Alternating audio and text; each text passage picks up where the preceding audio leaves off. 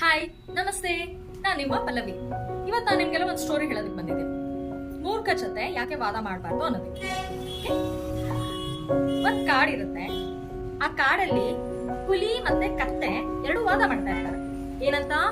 ಹುಲ್ಲು ಹಸಿರಾಗಿದೆ ಅಂತ ಹುಲಿ, ಹುಲ್ಲು ನೀಲಿ ಕಲರ್ ಇದೆ ಅಂತ ಕತ್ತೆ. ಎಷ್ಟು ತನಕ ವಾದ ಮಾಡಿದ್ರು ಅವರಿಬ್ರು ಕನ್ಫ್ಯೂಷನ್ ಬರೋದೇ ಇಲ್ಲ. ಫೈನಲಿ ಅವರಿಬ್ರು ಸಿಂಹ ಹತ್ರ ಹೋಗ್ಬಿಟ್ಟು ಕೇಳ್ಬೇಕು ಅಂತ ಡಿಸಿಷನ್ ಬರ್ತಾರೆ. ಹಾಗೆ ಅವರಿಬ್ರು ಸಿಂಹ ಹತ್ರ ಹೋಗ್ತಾರೆ. ಅಲ್ಲಿ ಹೋದಾಗ ಕತ್ತೆ ಮಾತು ಸ್ಟಾರ್ಟ್ ಮಾಡುತ್ತೆ.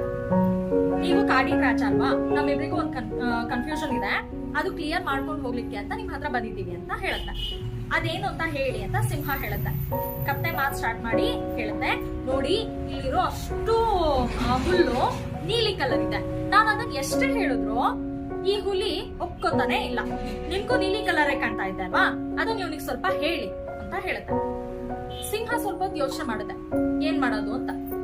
ಆಮೇಲೆ ಸಿಂಹನೇ ಒಪ್ಕೊಳ್ಳುತ್ತೆ, ಹೌದು ಇಲ್ಲಿರೋಷ್ಟು ಹುಲ್ಲು ನೀಲಿ ಕಲರೇ ಇದೆ, ಹುಲ್ಲು ನೀಲಿ ಕಲರ್ ಇರುತ್ತೆ ಅಂತ ಒಪ್ಕೋದು. ಕತ್ತೆಗೆ ತುಂಬಾ ಖುಷಿ ಆಯ್ತು. ನಾನ್ ಹೇಳಿದ್ದನ್ನ ಸಿಂಹ ಒಪ್ಕೊಂಡ್ಬಿಟ್ಟು ನೀಲಿ ಕಲರ್ ಇದೆ ಅದನ್ನ ಸಿಂಹ ಒಪ್ಕೋತು ಅಂತ ಕತ್ತೆಗೆ ಖುಷಿ ಆಯ್ತು. ಈ ಕಡೆ ಹುಲಿಗೆ ಕನ್ಫ್ಯೂಷನ್ ಆಗ್ತಾ ಇದೆ, ಏನಿದು ಹಸಿರು ಕಲರ್ ಇರೋದನ್ನ ನೀಲಿ ಕಲರ್ ಇದೆ ಅಂದ್ರೆ ಒಪ್ಕೋತಾ ಇದಾರಲ್ಲ ಅಂತ ಹೇಳಿ.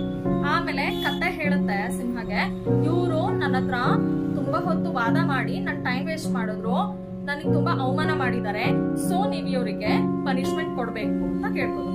ಅದಕ್ಕೆ ಸಿಂಹ ಹೇಳ್ತು, ಆಯ್ತು ಅವನಿಗೆ ಪನಿಷ್ಮೆಂಟ್ ಕೊಡ್ತೀನಿ.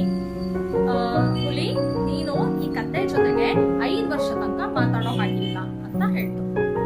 ಕತ್ತೆಗೆ ತುಂಬಾ ಖುಷಿ ಆಯ್ತು, ನನ್ ಮಾತೇ ನಡೀತು ಅಂಡ್ ಪನಿಷ್ಮೆಂಟ್ ಸಿಕ್ತು ಅವನಿಗೆ ಅಂತ ಹೇಳ್ಬಿಟ್ಟು ಖುಷಿಯಿಂದ ಹೋಯ್ತು.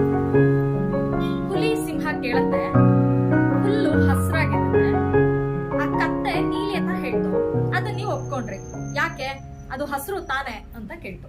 ಅದಕ್ಕೆ ಸಿಂಹ ಹೇಳ್ತು, ಹೌದು ಅದು ಹಸಿರಾಗಿದೆ, ಕತ್ತೆ ಮೂರ್ಖ, ಅವನಿಗೆ ನೀವ್ ಎಷ್ಟೇ ಹೇಳಿದ್ರು ಅವನು ನೀಲಿ ಆಗಿದೆ ಅಂತಾನೆ ವಾದ ಮಾಡ್ತಾನೆ.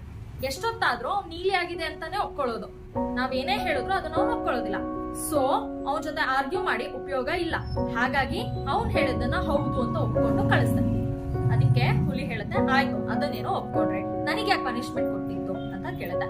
ನೋಡು, ನಿನ್ನ ಬುದ್ಧಿಮಟ್ಟ ಇಲ್ಲಿದೆ, ಅವನ್ ಬುದ್ಧಿಮಟ್ಟ ಕೆಳಗಿದೆ. ಅವನು ಮೂರ್ಖ, ಎಷ್ಟೇ ನೀನ್ ಹೇಳು ಯಾವ್ದೇ ವಿಷಯ ತಗೋ ಅವನಿಗೆ ತಿಳಿದಿದ್ದನ್ನಷ್ಟೇ ಅವನು ವಾದ ಮಾಡ್ತಾನೆ. ನಿನಗೆ ಎಲ್ಲಾನು ಗೊತ್ತಿದೆ, ಸೊ ನೀನ್ ಅವನ ಜೊತೆ ವಾದ ಮಾಡ್ಕೋತಾ ಟೈಮ್ ವೇಸ್ಟ್ ಮಾಡ್ಬಾರ್ದು ಅನ್ನೋ ರೀಸನ್ಗೆ ನಾನ್ ನಿನಗೆ ಪನಿಷ್ಮೆಂಟ್ ಕೊಟ್ಟೆ.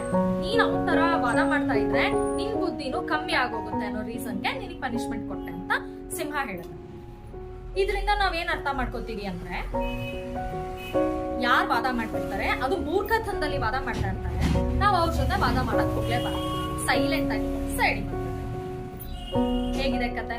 ನಿಮ್ಗೆಲ್ಲ ಇಷ್ಟ ಆಯ್ತು ಅಂದ್ರೆ ಲೈಕ್ ಮಾಡಿ, ಶೇರ್ ಮಾಡಿ, ಕಮೆಂಟ್ ಮಾಡಿ.